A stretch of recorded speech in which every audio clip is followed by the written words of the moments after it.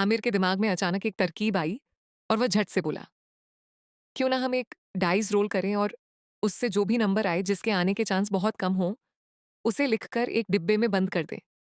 वो डिब्बा ही हमारा सबसे अलग और अनोखा मार्कर बन जाएगा। सबको ये आइडिया बहुत बढ़िया लगा।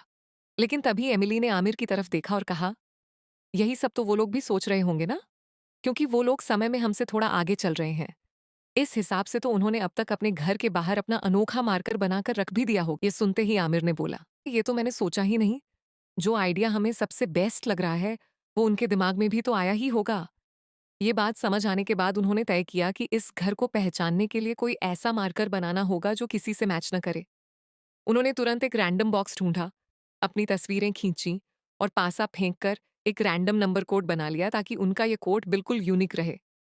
उन्होंने अपनी तस्वीरों के पीछे वो नंबर लिख दिए और बॉक्स के अंदर एक रैंडम चीज रख दी ताकि उसे एक क्विक कोड या टू फैक्टर ऑथेंटिकेशन की तरह इस्तेमाल कर सकें। जब सब लोग थोड़े शांत हुए तो एमिली चुपके से नोटपैड पर लिखे नंबरों और उस बॉक्स के नंबरों को मिलाने लगी। साथ ही उसने चालाकी से सबसे अपनी अपनी फोटो के पीछे लिखे नंबर्स भी पूछ लिए। तभी वह माइक को एक कोने में ले गई और धीरे से बोली, मैंने सबको अपनी फोटो के पीछे वाला नंबर याद करने को कहा था। बेला और ली इसी घर के हैं क्योंकि वे कभी बाहर नहीं गए।